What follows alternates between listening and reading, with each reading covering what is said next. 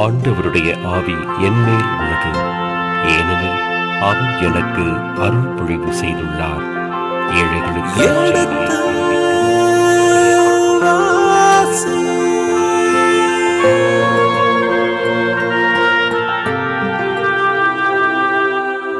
எடுத்து வாசி.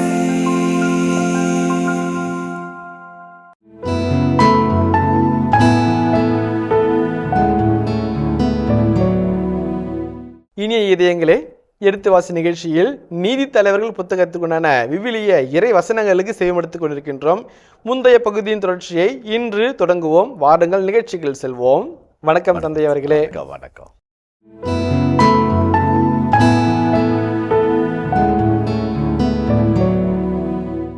இனிய இதயங்களே, இப்பொழுது நாம் நீதி தலைவர்கள் புத்தகத்தின் 12ஆம் பிரிவுக்குண்டான விவிலிய விளக்கங்களுக்கு செவிமடுக்க இருக்கின்றோம். இந்த இப்தா இதுவரை போரில் வென்று என்ன செய்தார், இறை விளக்கங்கள் என்ன, இறையல் சிந்தனைகள் என்ன, அவரின் குணம் என்ன, இதில் நாம் மேண்டிருக்க வேண்டும், எதில் நாம் அவரை பற்றி இருக்க வேண்டும், எதில் நாம் அவரை பற்றாதிருக்க வேண்டும், அவர் செய்த தவறுகள் என்ன என்பதையெல்லாம் அலசி ஆராய்ந்திருக்கின்றோம். இனி 12ஆம் பிரிவிலே இதற்கடுத்து அவரின் நிலை என்னவாக இருக்கின்றது, கடவுள் அவருக்கு என்ன திட்டங்களை வைத்திருக்கின்றார், இதில் நாம் என்ன பெற்றுக்கொள்ள இருக்கின்றோம் என்பதையெல்லாம் அறிய ஆவலாக இருக்கின்றோம். வாருங்கள் நிகழ்ச்சியில் செல்வோம். உங்கள் சார்பாக தந்தை அவர்களுக்கு வணக்கம் சொல்லி நிகழ்ச்சிக்கு வரவேற்கின்றேன். வணக்கம் தந்தை அவர்களே. ஏற்கனவே நீங்கள் அளித்த விளக்கத்தின் பிரகாரம் இந்த 12ஆம் அதிகாரத்திலே இந்த இப்தா உயிரை கையில் பற்றி கொண்டு ஆண்டவரை பற்றி கொண்டு என்று 2 வார்த்தைகளை சொல்லியிருக்கிறீர்கள். ஏன், எது, எப்படி இந்த ஒரு நபருக்கு இந்த இறை பிரசன்னம் எப்படி உதவியது என்பதையெல்லாம் அறிந்து கொள்ள ஆர்வமாக இருக்கின்ற தந்தை அவர்களே. நன்றி, நல்வார்த்தைகள், மிக்க நன்றிகள். இந்த 12ஆம் அதிகாரத்திலே மொத்தம் 1 முதல் 15 வரை இறைவார்த்தைகள் இருக்கிறது. 15 இறைவார்த்தைகள் இருக்கிறது. அதை 2 பகுதிகளாக வரலாற்று வல்லுநர்கள் விரிவுரையாளர்கள் பிரிக்கிறாங்க. ஒன்று 12 1 to 7 வரை உள்ள இறைவார்த்தைகளை முதல் பகுதியாகவும் 8 முதல் 15 வரை இறைவார்த்தைகளை பிற பகுதியாகவும் பிரிக்கிறார்கள். அந்த 8 முதல் 15 வரை இறைவார்த்தைகளிலே இப்சோன், ஏலோன், ஹஃப்தோன் என்கின்ற 3 குட்டி குட்டி நீதி தலைவர்களை பற்றிய செய்திகளோடு இந்த 12ஆம் அதிகாரம் நிறைவு பெறுகிறது. 1 முதல் 7 வரை இறை வார்த்தைகளிலே ஒரு உட்பூசல், ஒரு கலகம், ஒரு கான்ஃப்ளிக்ட் ஸ்டோரியை பற்றி அழகான ஒரு செய்தி அங்கே காண்கிறோம். குறிப்பாக இந்த எப்ராயிம் மக்கள் இனத்தார் என்பவர்கள் மிக கொடுமையான ஆக்ரோஷத்தோடு இப்தாவை எதிர்த்து வருகிறார்கள். அவரோடு சண்டை செய்கிறார்கள், வாக்குவாதம் செய்கிறார்கள். எந்த அளவுக்குனாக்க, நான் அம்மோனியர்களோடு நீ போருக்கு போகும்போது எங்களை ஏன் அழைக்கவில்லை, ஏன் எங்களுக்கு அந்த பங்கு கொடுக்கவில்லை என்று சொல்லி கேட்டு உன்னையும் உன் வீட்டையும் எரித்து விடுவோம் என்று சொல்வார்கள். அந்த அளவிற்கு கோப ஆக்ரோஷத்தோடு எப்ராயிம் மக்கள் இப்தாவையும் அவருடைய சமூகத்தையும் எதிர்த்து இருக்கின்ற ஒரு காட்சி 1 முதல் 7 வரை இறைவார்த்தையில் நாம் பார்க்கிறோம். அதுக்கு இப்தா என்ன பதில் சொன்னாரு, எப்படி அந்த கலகத்தை அவர் மேற்கொண்டார், அதை எப்படி அவர் அழகாய் கையாண்டார் என்பதை பற்றியும், இன்றைக்கு கிரைசிஸ் மேனேஜ்மெண்ட் என்று சொல்வார்கள், சிக்கலை தீர்க்கும் வகைகளுக்கு விவிலியம் சொல்கிற வாழ்க்கை பாடம் என்பதை பற்றியும் ஒரு சின்ன செய்தி நம்ம அங்கே பார்ப்போம்.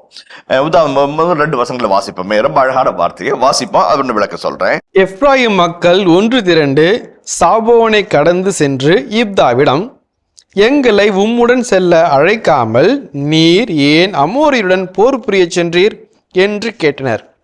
உமக்கு எதிராக நாங்கள் உம் வீட்டை நெருப்பில் எரிப்போம் என்றனர். பாருங்க, அந்த ஒரு சாடல்.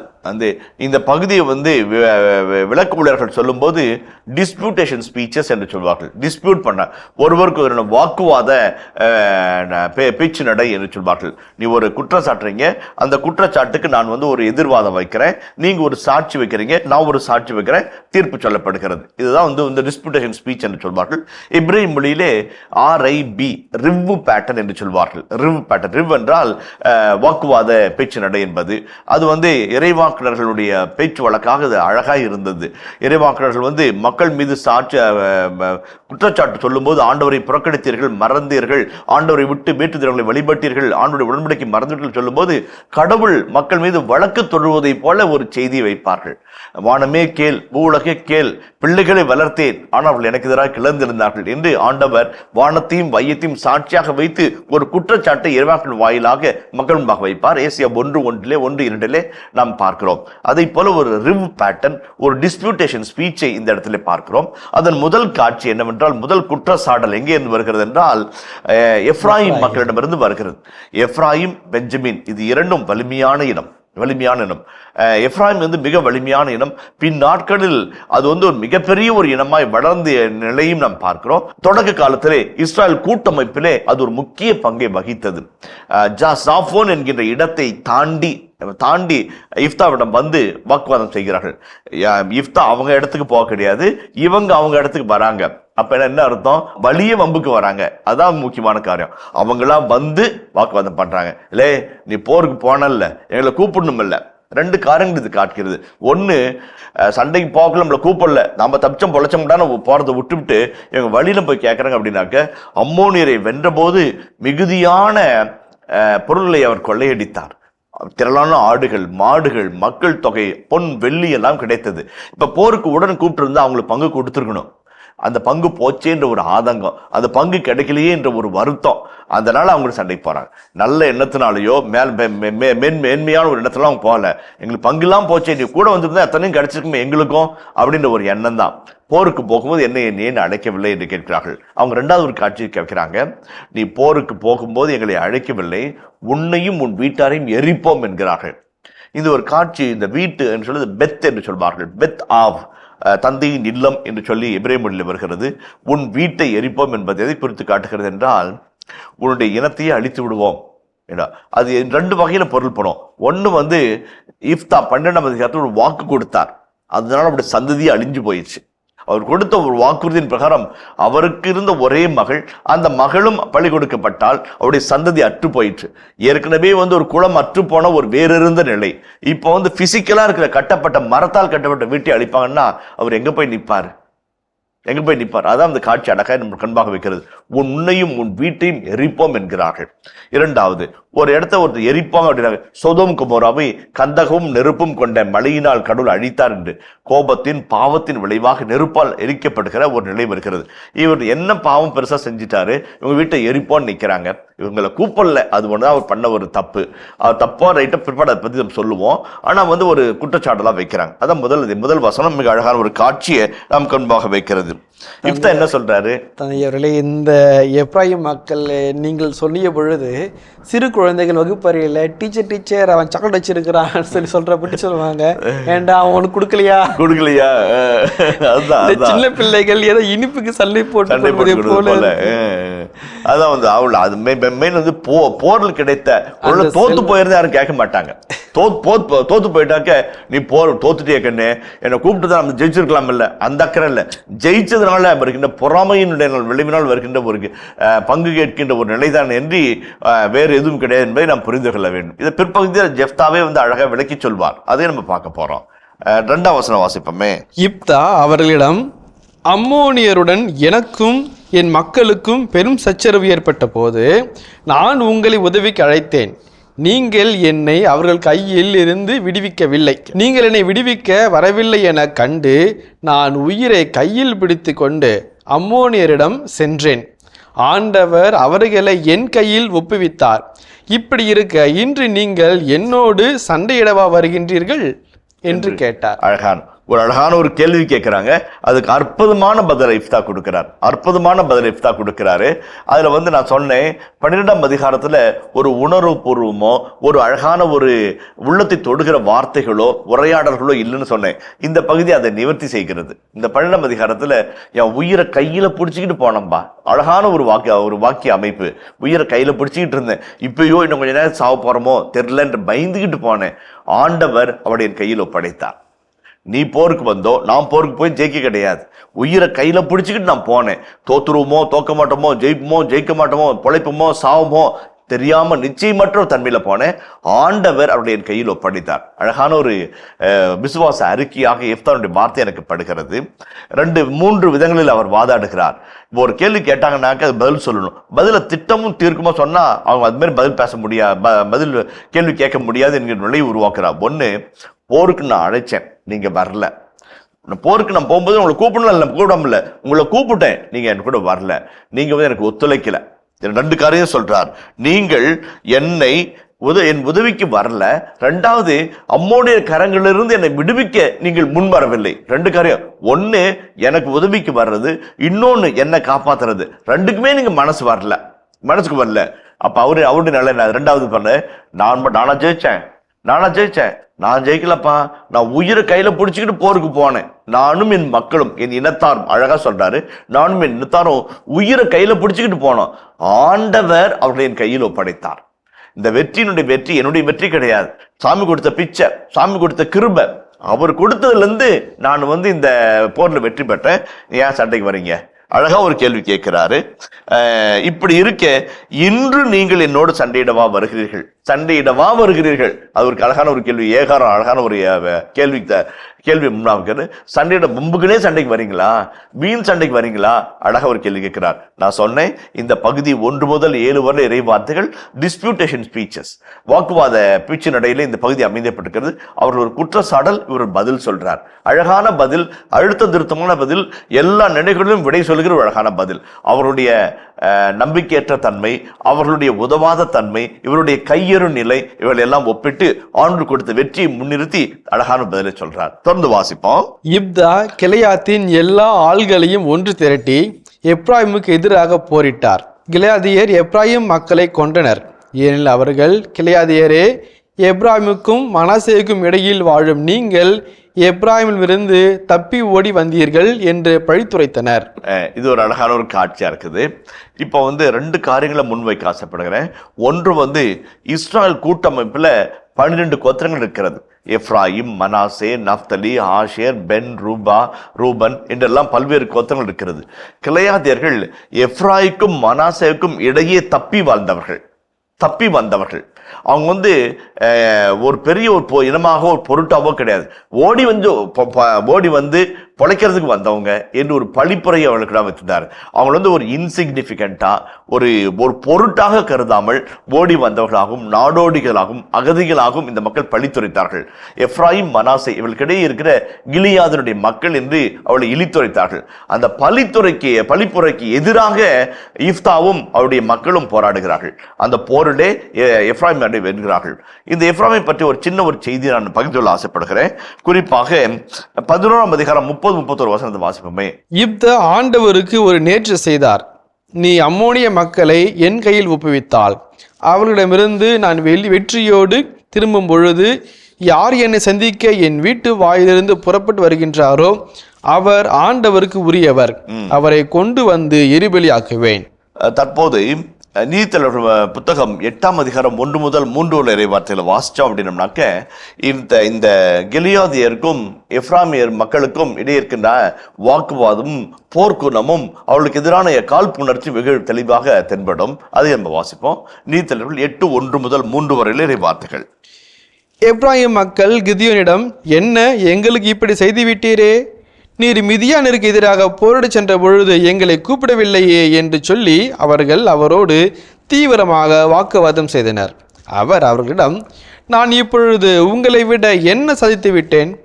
எப்ராயின் 2ஆம் திராட்சை பழம் பறிப்பு அபியாசரின் முதல் பறிப்பை விட சிறந்ததல்லவா? ஆண்டவர் மிதியானியரின் சிற்றரசுகள் ஓபேரையும் சேயையும் உங்கள் கையில் ஒப்படைத்தார். நான் உங்களை விட என்ன சாதித்துவிட முடிந்தது என்று சொன்னதும் அவர் மீது அவர்கள் கொண்ட சினம் தணிந்தது. அந்த எப்ராயிம் மக்கள் மூர்க்க குணம் கொண்டவர்கள், வணங்கா கழுத்தினர்கள், எங்க பார்த்தாலும் சண்டை போடுறவங்க. கிதியோன்கிட்ட சண்டை போட்டாங்க, இப்தாக்கிட்ட சண்டை போடுறாங்க, தொடர்ந்து ஒரு நாட்களில் சண்டை போடுவாங்க. அதான் அவருடைய குணம். அந்த குணத்தை வரையறுக்கும் போது இப்தா கிதியோன் சந்தித்த அதே சவாலை சந்திக்க வேண்டிய ஒரு சூழலில் இருக்கிறார். ஆனா கிதியோன் அவரோட நயமாக பேசி எங்களை விட நீங்க தான் உயர்ந்தவங்க, நான் சளைத்து போனவன், என்ன பெரிய காரியம் செஞ்சுட்டேன் என்று தன்னை தாழ்த்தி அந்த சூழலை அவர் மேற்கொள்வார். இந்த இடத்துல இப்தா போருக்கு புறப்படுகிறார். கிலியாதினுடைய மக்களும் அவரும் படை திரட்டி எப்ராமுக்கு எதிராக போராடுகிறார்கள். அதில் குறிப்பாக ஒரு காட்சி வருகிறது, போர்க்காட்சி ஒன்று வருகிறது. இப்போ நடுவில் ஒரு ஓட போகுதுன்னு வச்சிங்களேன். அந்த காலத்துல மரப்பாலங்கள் அமைப்பார்கள்.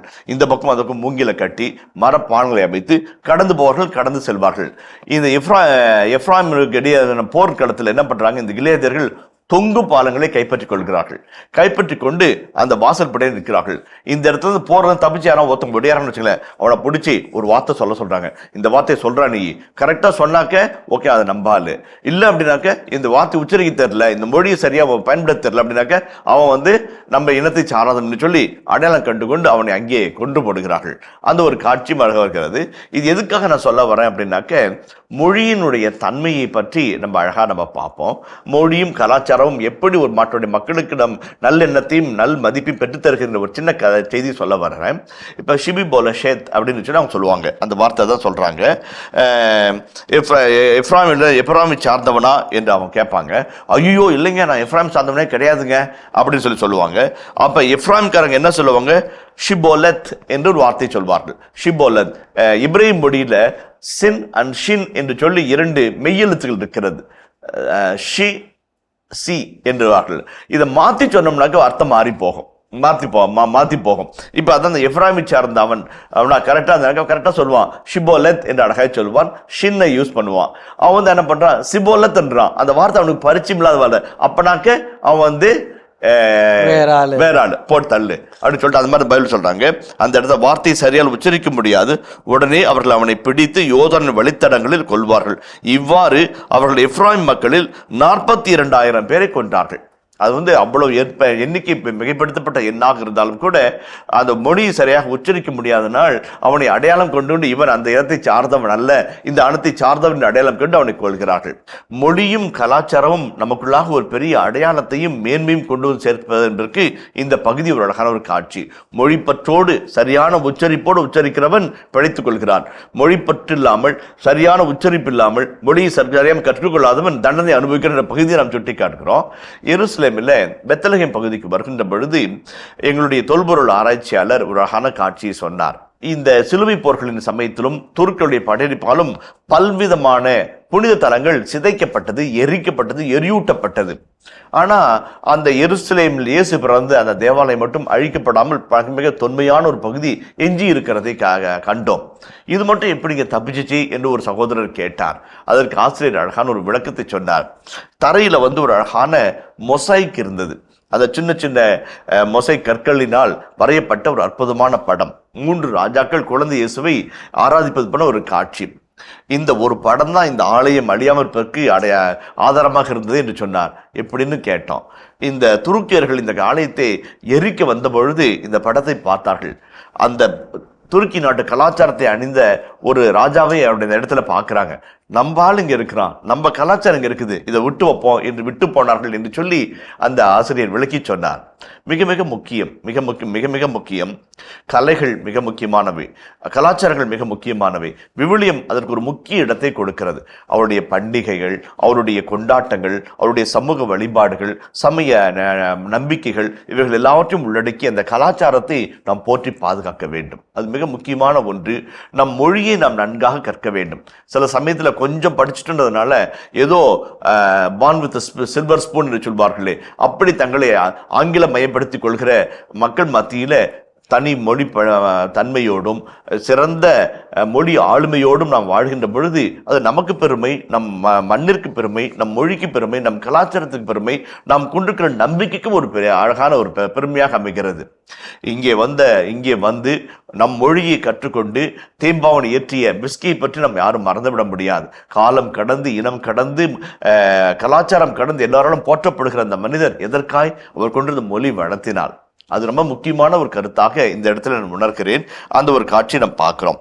அது மாதிரி இவ்வாறு அவர்கள் எப்ராயிம் மக்களில் 42,000 பேரை கொண்டார்கள். அந்த 7ஆம் வசனத்தோடு இப்தானுடைய கதை நிறைவு பெறுகிறது. என்ன ஒரு காட்சி! இப்தா 6 ஆண்டுகள் இஸ்ராயலில் நீதி தலைவராக விளங்கினார். கிலியாதை சார்ந்த இப்தா இறந்து கிலியாது நகர் ஒன்றில் அடக்கம் செய்யப்பட்டார். அந்த கடைசி வரைக்கும் இப்தா கிலியாத், மேன் ஆஃப் கிலியாத் என்கின்ற அந்த ஒரு காட்சி தொடர்ந்து வருகிறது. அவருடைய இனம், அவருடைய மக்கள், அவருடைய நகரில் அவர் அடக்கம் செய்கிறார். 12 கோத்திரங்கள் ஆர்த்தெழுந்தாலும், 12 கோத்திரங்கள் அவர் கிளந்திருந்தாலும், அவர் ஆண்டவரின் அடியாராக இறுதி வரைக்கும் வாழ்ந்து அவர் மரித்தார். அழகான ஒரு காட்சி இந்த பகுதி நிறைவு செய்கிறதை நாம் இந்த வசனத்திலே நாம் காண்கிறோம். தொடர்ந்து வருகிற 7 வசனங்களிலே 8 வசனங்களிலே 8ஆம் வசனத்திலிருந்து 15ஆம் வசனங்கள் வரைக்கும் 3 நீதித்தலைவர்களை, சிறு நீதித்தலைவர்களை, மைனர் ஜட்ஜஸை இந்த பகுதி சுருக்கமாக விவரித்து அடுத்த பகுதி நம்மை கடந்து செல்ல அழைக்கிறது. அடுத்து வருகிறவர் மிக அற்புதமான ஒரு மனிதர், எல்லாருடைய மனங்களும் ஒரு கிளர்ச்சி ஏற்படுத்தக்கூடிய வல்லமையான ஒரு மனிதர், சிம்சோன். அவருடைய பிறப்பை பற்றிய செய்தியோடு 13ஆம் அதிகாரம் ஆரம்பிக்கிறது. அதற்கு முன்பாக இருக்கிற இந்த 7 வசனங்களை நாம் இப்பொழுது பார்ப்போம். தந்தையவர்களே, நீங்கள் சொல்லிய பொழுது எனக்குள் ஒரு சிறு கற்பனை. ஒருவேளை இந்த இப்தா நகரத்து அவருடைய மக்கள் ஒருவேளை சென்னையில் ஏதோ ஒரு ஆற்றங்கரையில் தொங்கு பாலத்தை பிடித்து கொண்டார்கள் என்று வைத்துக் கொள்வோம்.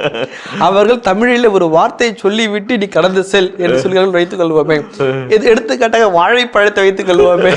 எத்தனை பேர் பிழைப்பார்கள் என்று எனக்கு தெரியவில்லை. இன்றைய காலத்தில் நம்முடைய தமிழுடைய உச்சரிப்பும் கூட மிகவும் அதளத்துக்கு சென்று கொண்டிருப்பதை பார்க்கின்றோம். கல்லுக்கு கல் என்கிறார்கள், பழத்துக்கு பழம் என்கிறார்கள். ஆமா ஆமா, அந்த மொழி என்பது மிக முக்கியமான ஒன்று. மொழி வளத்திற்கு தனி மகத்துவம் உண்டு. அதனால தான் இஸ்ராயல் மைனம் இன்று வரைக்கும் வாழ்கிறது என்றால் தாங்கள் கற்றதையும் கேட்டதையும் எழுத்து வடிவில் வடித்து வைத்தார்கள். தங்களுடைய கதைகள், தங்களுடைய உணர்வுகள், தங்களுடைய நம்பிக்கைகள், கலாச்சார மேன்மை, பழக்க வழக்கம், பண்பாட்டு மேன்மைகள் எல்லாவற்றையும் வார்த்தைகளை வடித்தார்கள். அது ஒரு இலக்கியமாக, ஒரு மறைநூலாக, ஒரு இறை ஏவுதலின் புத்தகமாக மாறுகிறது. நம்முடைய பெரிய இந்தியர்களுடைய மிகப்பெரிய பலவீனமே நம்ம வரலாற்று தகவல்கள் இல்லாத தன்மை, எழுதி வைக்காத ஒரு தன்மை, இருக்கின்ற வரலாற்று நினைவு சின்னங்களையும் வரலாற்று புராணங்களையும் அழிக்கின்ற ஒரு தன்மையிலே நாம் இருக்கிறோம் என்பதுதான் ஒரு அவலமான நிலை என்பதை நாம் புரிந்து கொள்ள வேண்டும். இந்த இஃப்தானுடைய கதை இதோடு நிறைவு பெறுகிறது. 12ஆம் அதிகாரம் 7ஆம் வசனத்தில் நிறைவு பெறுகிறது. ஒரு அழகான நேர்த்தியான வரலாற்று நூலாசிரியர்களுடைய வார்த்தைகளில் வடிக்கப்படுகிற இந்த கதாபாத்திரம் வாழ்க்கைக்கு குறைந்தபட்சம் ஒரு 4 செய்திகளை சொல்வதாக நான் உணர்கிறேன். முதலாவதாக, முயற்சிகளை முன்னெடுக்கிறவராக இஃப்தாவை நாம் பார்க்கிறோம். அவருடைய அந்த கதாபாத்திர விவரிப்புகளில் 4 விதமான தடைகளை அவர் சந்திக்கிறார். இழிவான பிறப்பு, இல்லிஜிட்டிமேட் பர்த் என்று சொல்வார்கள். விலை மாதுவின் மகள் என்று அவர் இடித்துரைக்கப்படுகிறார், ஒதுக்கப்படுகிறார், மறக்கப்படுகிறார், மறுத்துரைக்கப்படுகிறார். முதலாவது. இரண்டாவது, தன் சொந்த குடும்பத்தாரே அவரை வெறுத்து ஒதுக்குகிறார்கள். அவர் தகுதியற்றவர் என்றும் அவர் எந்த விதமான அதிகாரத்திற்கும் ஏற்கப்பட தகாதவர் என்றும் வெறுத்து ஒதுக்கிறார்கள். மூன்றாவதாக, ஒரு ட்ரெச்சரஸ் பர்சனாலிட்டியாக அவரே ஒரு தன்னிச்சையான மனிதராக செயல்படுகிறார். தன்னிச்சையான ஒரு மனிதராக, யாரும் அங்கீகரிக்கப்படாத ஒரு மனிதராக செயல்படுகிறார். அது ஒரு உதவுவார் யாருமின்றி ஆதரவற்ற நிலையில் தனித்திருப்பது, தனித்து முயற்சிகள் எடுப்பது என்பது ஒரு அவலமான நிலை. அது நான்காவது, கிளையாது என்கின்ற ஒரு புறக்கணிக்கப்பட்ட பகுதியிலிருந்து வருகிறவராக, அதாவது தப்பி பிழைத்தவர்கள், பிழைக்க வந்தவர்கள், பஞ்சத்திற்காக வந்தவர்கள் என்று சொல்லப்படுகிற எப்ராயிக்கும் மனாசேக்கும் இடைப்பட்ட பகுதியில் வாழ்கிறவர்கள் என்று பழித்துரைக்கப்பட்ட ஒரு பகுதியிலிருந்து வருகிறவராக இருக்கிறார். 4 வகையான தனி மனித, குடும்ப, சமூக, இன ரீதியாக அவர் ஒடுக்கப்படுகிறார், ஒடுக்கப்பட்ட மனிதராக இருக்கிறார். ஆனால் ஒவ்வொன்றையும் திட்டமிட்டு அவர் தாண்டி வருகிறார். ஒரு கட்டத்திலே அவர் பெற்றுக்கொள்கிற வெற்றியில் பங்கு இல்லையே என்று எப்ராயிம் மக்கள் அவரிடம் சண்டைக்கு வருகிறார்கள்.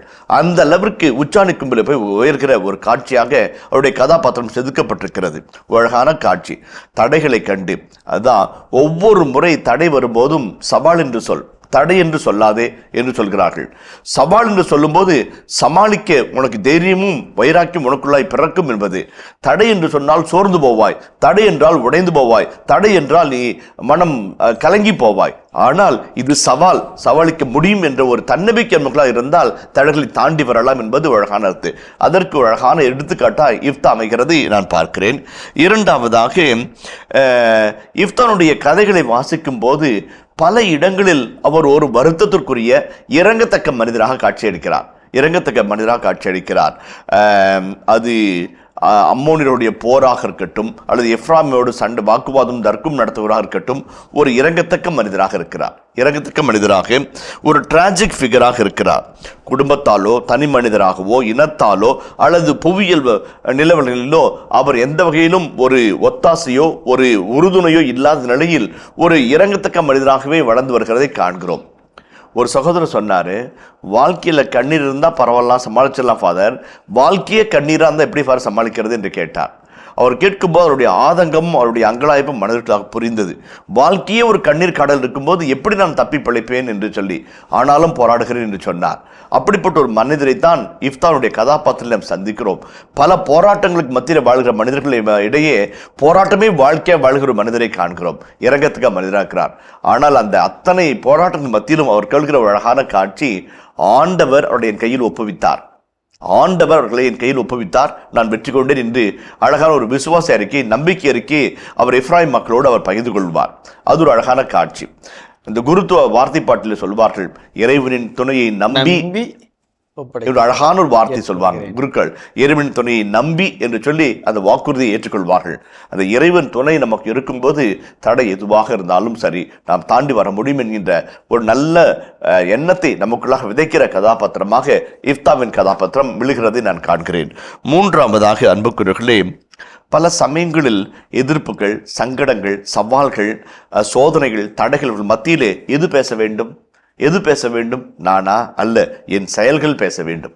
லெட் மை டீட்ஸ் ஸ்பீக் என்று அவருடைய எஃப்தா தான் பேசவில்லை, தன் செயல்களினால் பேச வைத்தார்.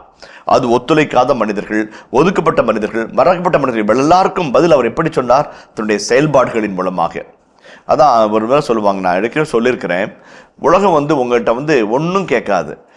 கடல்ல எவ்வளவு புயலை சந்திச்ச, எவ்வளவு ஹரிக்கேனை சந்திச்ச, எவ்வளவு சைக்ளோனை சந்திச்ச, எவ்வளவு புயல் காற்றை சந்திச்செல்லாம் கேட்காது.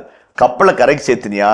அதான் கேட்கும். கடலில் சந்திக்கிற புயலோ, ஆர்த்தலும் மழையோ, வீசடிக்கும் காற்றோ, புரட்டி போடுகிற அலையோ ஒரு பொருட்டல்ல. கப்பல் கரைக்கு வந்ததா என்றுதான் உலகம் கேட்கும். வெற்றியின் மனிதர்களைத்தான் உலகம் தேடி போகிறது.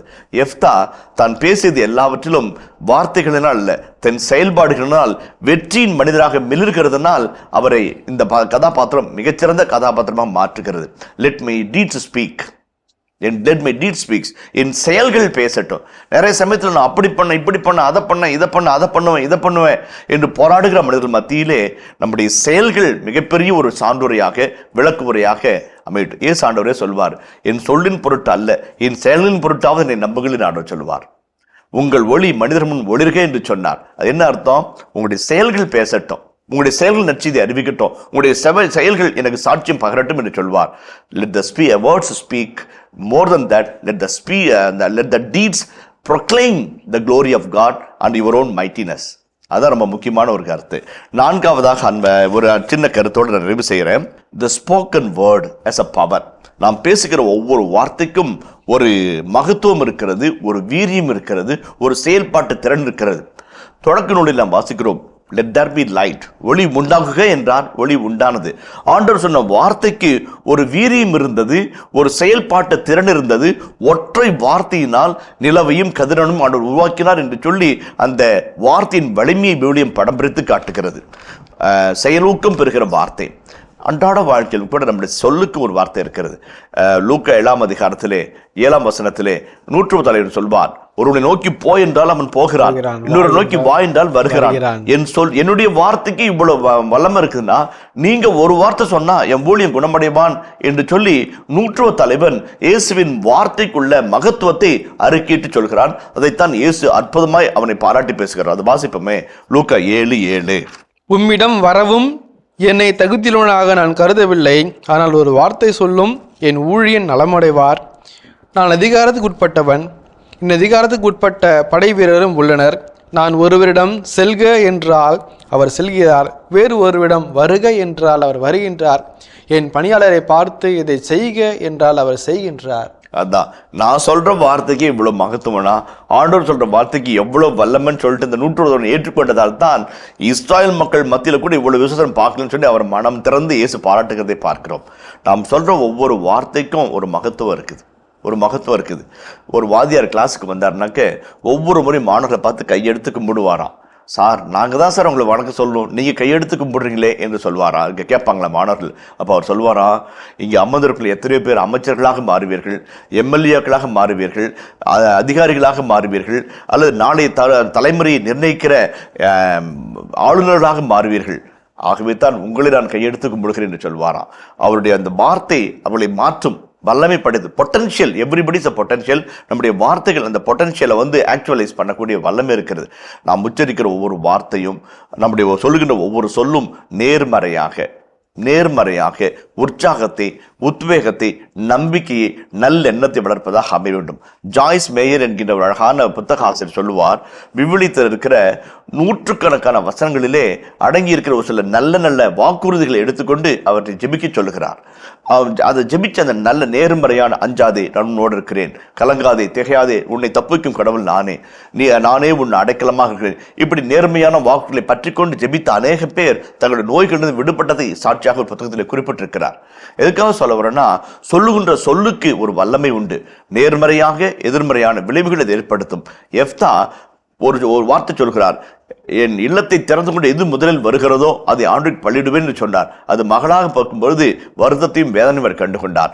அதே சமயத்தில் அவர் சொன்ன நேர்மறையான சொல்லுக்கு வெற்றியும் வல்லமையும் சேர்ந்ததையும் அந்த கதாபாத்திரம் நம்ம கடைபிடித்து காட்டுகிறது. அதான் நம்ம முக்கியம். நாம் சொல்லுகிற சொல்லுக்கு இவ்வளவு வல்லமை இருக்கிறது என்பதனால் அந்த வார்த்தைகளை நேர்மறையாக, தன்னம்பிக்கை, நன்னம்பிக்கை, நல்முயற்சி எடுக்கிற நல்வார்த்தைகளாக அமைய நாம் அழைக்கப்படுகிறோம் என்பதுதான் இந்த கதாபாத்திரம் சொல்லுகின்ற அழகான வாழ்வியல் பாடம். மிகவும் சிறப்பு தந்தை அவர்களே. எத்தனையோ மக்கள் கூட இப்பேற்பட்ட சூழ்நிலையிலே அந்த பிறப்பினாலும், சமுதாயத்தாலும், இனத்தாலும், பொருளாதாரத்தாலும் இழிபடுத்தப்பட்டு, அடுக்கப்பட்டு, ஒடுக்கப்பட்டு இருந்தாலும் அவர்களுக்கும் கடவுள் உயர்த்துவார் என்பதை சுட்டி காட்டுகின்ற ஒரு பகுதியாக இருக்கின்றது. மிகவும் சிறப்பு தந்தை அவர்களே. இதை தொடர்ந்து இரண்டாம் பகுதிக்குள்ளாக நாம் கடந்து செல்கிறோம். இஃப்தாவினுடைய நிகழ்வுகளை நிறைவு செய்கிறோம். அடுத்து வருகிற போகிற போக்கிலே ஒரு 3 குட்டி நீதித்தலைவர்களை பற்றி விளக்கி சொல்லி அடுத்த பகுதியில் நம்ம அழைத்து செல்கிறது. நம்ம ஏற்கனவே சொன்னோம், ஒரு பெரிய நீதித்தலைவர், ஒரு சிறிய நீதித்தலைவர், ஒரு நல்லவர், ஒரு கெட்டவர் என்கின்ற, கெட்டவர்னு சொல்ல முடியாது, குறைந்த நிலையில் நல்லவர் என்ற நிலையில் நம்ம சொல்லலாம், லெஸ் குட் என்று சொல்லலாம். அந்த வகையில் அப்படிப்பட்ட ஒரு சீரமைப்புகளை அமைத்துக் கொண்டு இந்த புத்தகம் நகர்ந்து செல்கிறது. அந்த வகையில் 3 குட்டி நீதித்தலைவர்களை நாம் பார்க்க இருக்கிறோம். ஒவ்வொரு வசனம் தான் இருக்குது. அந்த ஒரு வசனத்துக்குள்ளே அடங்கியிருக்கிற செய்திகள் நம்ம பார்ப்போம். முதலாவது 8ஆம் வசனத்தை வாசிப்போமே. அவருக்கு பின் பெத்லகேமை சேர்ந்த இப்சான் இஸ்ரேலில் நீதி தலைவராக விளங்கினார். அவருக்கு 30 புதல்வரும் 30 புதல்வியரும் இருந்தனர். அவர் தம் புதல்வியரை வேற்றினத்தாருக்கு மணமுடித்து வைத்தனர். வேற்றினத்து பெண்கள் 30 பேரை தம் புதல்வருக்கு மணமுடித்து வைத்தார். அவர் 7 ஆண்டுகள் இஸ்ரேலில் நீதி தலைவராக விளங்கினார். இப்சான் இறந்து பெத்லகேமில் அடக்கம் செய்யப்பட்டார். 8 முதல் 10 வரையில் இறை வார்த்தைகள். 2 வசனங்களில் இந்த நீதித்தலுடைய செய்தியானது சொல்லப்படுகிறது. 3 அல்லது 4 குறு தகவல்களை நாம் பரிமாறிக்கொண்டு இவரை கடந்து செல்வோம். முதலாவது இப்சோன் என்கின்ற அந்த வார்த்தைக்கு இப்ரேம் சொல்லுக்கு தமிழில் விளக்கம் சொன்னால் விரைந்து என்ற ஆங்கிலத்தில் ஸ்விஃப்ட் என்று சொல்வார்கள். ஒரு அதிவிரைவு மனிதராக இவர் கருதப்படுகிறார். ஒரு அழகான ஒரு சொல். அதே போல இவர் பெத்லகேமை சார்ந்த என்று ஒரு வார்த்தை வருகிறது. பெத்லகேம் என்றால் 2 பெத்லகேமை அந்நாட்களில் குறிப்பிட்டு சொல்வார்கள். நீதித்தலைவர் புத்தகத்திலே 2 பெத்லகேமை குறிப்பிட்டு சொல்கிறார்கள். ஒன்று எருசலேமில் இருந்த ஒரு பெத்லகேம் என்று சொல்லப்படுகிற எப்ராயிம் இனத்தை சார்ந்த ஒரு பெத்லகேம் என்றும், 2வது ஜெபுலோன் என்ற பகுதியிலே இருக்கின்ற இன்னொரு பெத்லகேமை அவர்கள் குறிப்பிட்டு சொல்வார்கள். இதில் 2 எது என்று அவர்கள் வல்லுநர்களுக்குள்ளாக சற்று வாக்குவாதமும் சில சமயத்திலே கருத்து ஒருமித்த நிலை இல்லாத நிலையும் நாம் பார்க்கிறோம். இதில் ஏதாவது ஒரு பெத்லகேமை சார்ந்தவராக இவர் இருந்திருக்க வேண்டும் என்று சொல்வார்கள். 3வது இஃப்தா ஒரே மகள். அந்த மகளும் இறந்து போக அவருடைய சந்ததி அற்று போகிறதை நாம் இங்கே அந்த கடந்த செய்திகளிலே பார்த்தோம். அதே போல அவர் ஒரு விலைமாதின் மகனாக, சகோதரர்களால் மறக்கப்பட்டவராக, குடும்பத்தாரால் துரத்தி அடிக்கப்பட்டவராக, ஒரு சிதறுண்ட குடும்பத்தினுடைய மனிதராக இஃப்தாவை விவிலியம் படம் பிடித்து காட்டியது. அதே இப்சோன் என்கின்ற இந்த மனிதருக்கு ஒரு மாற்று கலாச்சாரத்தை விவிலியம் வைக்கிறது. 30 புதல்வர்கள், 30 புதல்வியர்கள். அப்ப 60 பிள்ளைங்க, நல்ல மனைவி, நிறைய மனைவிகள், நல்ல மனிதர், நிறைய பிள்ளைகள். இதெல்லாம் பெரிய ஆசீர்வாதம். பெரிய கூட்டு குடும்பமா இருக்கிறது பெரிய ஆசீர்வாதம். அப்ப 30 புதல்வர்கள், 30 புதல்வர்கள். 30 புதல்வர்களுக்கும் வேற்றினத்தாரன் 30 புதல்வியரை மனமுடித்து வைக்கிறார். 30 புதல்வியருக்கும் வேற்றினத்தாரன் 30 புதல்வர்களை மனமுடித்து வைக்கிறார். அப்ப 60 குடும்பங்களாக பறந்து விரிகிறார்கள் என்பதை பற்றி சொல்கிறது. ஏன் வேற்றினத்தாரை மனமுடித்து வைத்தார் என்ற செய்தி விளக்கப்படாமல் என்றாலும் கூட அவையெல்லாம் பறந்துபட்ட ஒரு பெரிய குடும்பத்தினுடைய மனிதராக இப்சோனை அது சித்தரித்து காட்டுகிறது. அதே போல 7 ஆண்டுகள் இஸ்ராயலின் நீதி தலைவராக விளங்கினார். 7 ஆண்டுகள். 7 என்பது விழுத்திலே நிறைவு எண்ணாக, முழுமையான எண்ணாக கருதப்படுகிறது. 7 ஆண்டுகள் என்பது ஒரு அழகான ஒரு சைக்கிள்.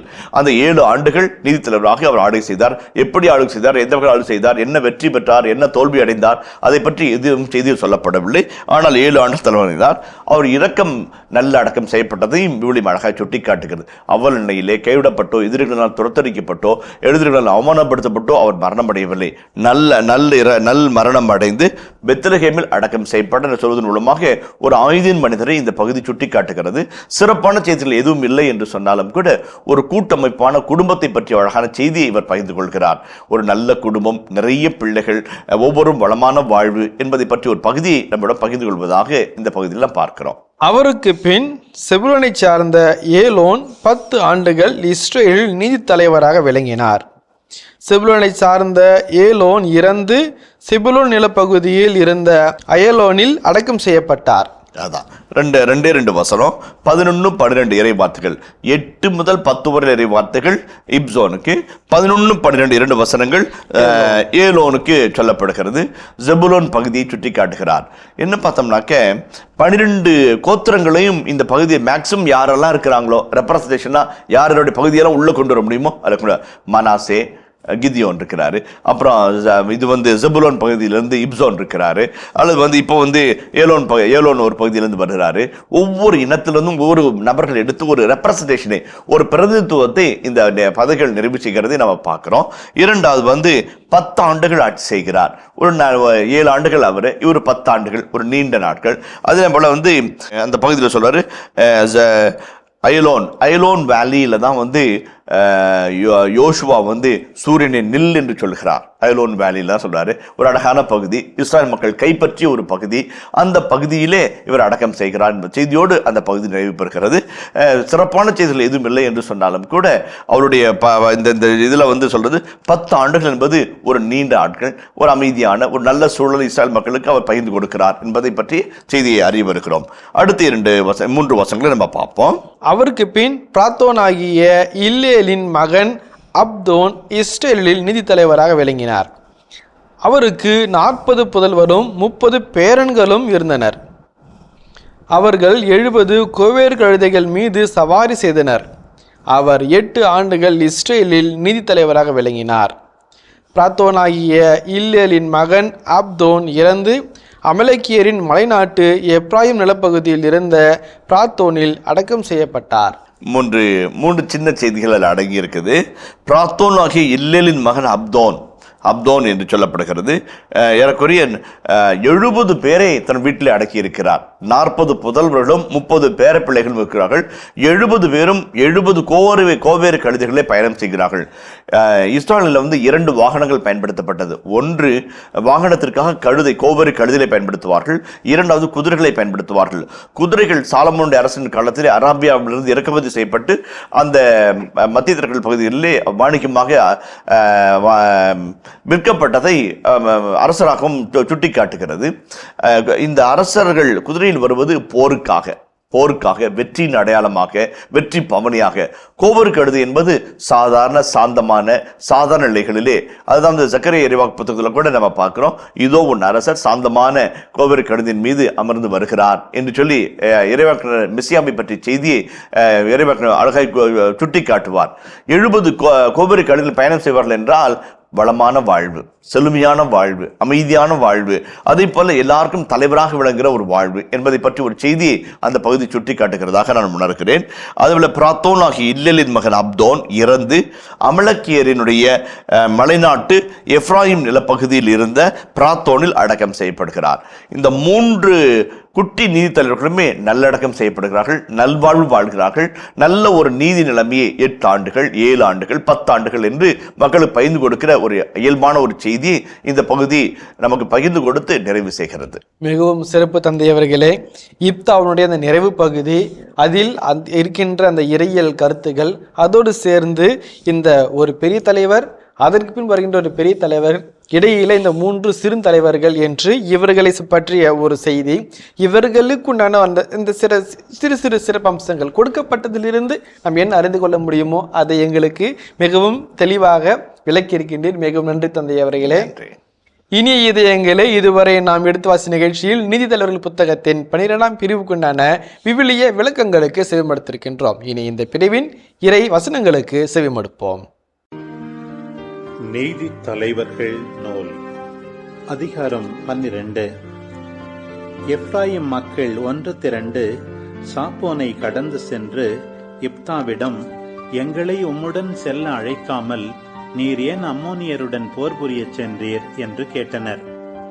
உமக்கு எதிராக நாங்கள் உம் வீட்டை நெருப்பில் எரிப்போம் என்றனர். இப்தா அவர்களிடம், அம்மோனியருடன் எனக்கும் என் மக்களுக்கும் பெரும் சச்சரவு ஏற்பட்ட போது நான் உங்களை உதவிக்கு அழைத்தேன். நீங்கள் என்னை அவர்கள் கையிலிருந்து விடுவிக்கவில்லை. நீங்கள் என்னை விடுவிக்க வரவில்லை என கண்டு நான் உயிரை கையில் பிடித்துக் கொண்டு அம்மோனியரிடம் சென்றேன். ஆண்டவர் அவர்களை என் கையில் ஒப்புவித்தார். இப்படி இருக்க இன்று நீங்கள் என்னோடு சண்டையிடவா வருகின்றீர்கள் என்று கேட்டார். இப்தா கிளையாதின் எல்லா ஆள்களையும் ஒன்று திரட்டி எப்ராயிமுக்கு எதிராக போரிட்டார். கிளையாதியர் எப்ராயிம் மக்களை கொன்றனர். ஏனெனில் அவர்கள், கிளையாதியரே, எப்ராயிமுக்கும் மனாசேக்கும் இடையில் வாழும் நீங்கள் எப்ராயிமிலிருந்து தப்பி ஓடி வந்தவர்கள் என்று பழித்துரைத்திருந்தனர். கிளையாதியர் எப்ராயிமுக்கு உரிய யோர்தானின் தொங்கு பாலங்களை கைப்பற்றி கொண்டனர். எப்ராயிமிலிருந்து தப்பி ஓடி வந்தவர்களுள் ஒருவன், நான் கடந்து செல்கிறேன் என்று சொன்னால், கிளையாதியர் அவனிடம், நீ எப்ராயிமை சார்ந்தவனா என்று கேட்பர். அவன் இல்லை எனச் சொன்னால் அவர்கள் அவனிடம், ஷிபோலத்து என்று சொல் என்பர். அவன் சிபோலத்து என்பான். அவ்வார்த்தையை அவனால் சரியாக உச்சரிக்க முடியாது. உடனே அவர்கள் அவனை பிடித்து யோர்தானின் வழித்தடங்களில் கொல்வர். இவ்வாறு அவர்கள் எப்ராயிம் மக்களில் 42,000 பேரை கொன்றனர். இப்தா 6 ஆண்டுகள் இஸ்ராயேலில் நீதித்தலைவராக விளங்கினார். கிளையாதை சார்ந்த இப்தா இறந்து கிளையாதின் நகர் ஒன்றில் அடக்கம் செய்யப்பட்டார். அவருக்கு பின் பெத்லெகேமை சார்ந்த இப்சான் இஸ்ரேலில் நீதித்தலைவராக விளங்கினார். அவருக்கு 30 புதல்வரும் 30 புதல்வியரும் இருந்தனர். அவர் தம் புதல்வியரை வேற்றினத்தாருக்கு மணமுடித்து வைத்தார். வேற்றினத்து பெண்கள் 30 பேரை தம் புதல்வருக்கு மணமுடித்து வைத்தார். அவர் 7 ஆண்டுகள் இஸ்ரேலில் நீதித்தலைவராக விளங்கினார். இப்சான் இறந்து பெத்லெகேமில் அடக்கம் செய்யப்பட்டார். அவருக்கு பின் செபுலோனை சார்ந்த ஏலோன் 10 ஆண்டுகள் இஸ்ரேலில் நீதித்தலைவராக விளங்கினார். செபுலோனை சார்ந்த ஏலோன் இறந்து செபுலோன் நிலப்பகுதியில் இருந்த அயலோனில் அடக்கம் செய்யப்பட்டார். அவருக்கு பின் பிராத்தோனாகிய இல்லேனின் மகன் அப்தோன் இஸ்ரேலில் நீதித்தலைவராக விளங்கினார். அவருக்கு 40 புதல்வரும் 30 பேரன்களும் இருந்தனர். அவர்கள் 70 கோவேறு கழுதைகள் மீது சவாரி செய்தனர். அவர் 8 ஆண்டுகள் இஸ்ரேலில் நீதித்தலைவராக விளங்கினார். பிராத்தோனாகிய இல்லேலின் மகன் அப்தோன் இறந்து அமலேக்கியரின் மலைநாட்டு எப்ராயிம் நிலப்பகுதியில் இருந்த பிராத்தோனில் அடக்கம் செய்யப்பட்டார். இனிய இதயங்களே, எடுத்து வாசி நிகழ்ச்சியில் நீதித்தலைவர்கள் புத்தகத்துக்குண்டான விவிலிய இறை வசனங்களுக்கு செவிமடுத்துக் கொண்டிருக்கின்றோம். இதன் தொடர்ச்சியை மீண்டும் அடுத்த பகுதியில் பார்ப்போம். அதுவரை இணைந்திருங்கள். இயேசுவுக்கே புகழ். மரியே வாழ்க.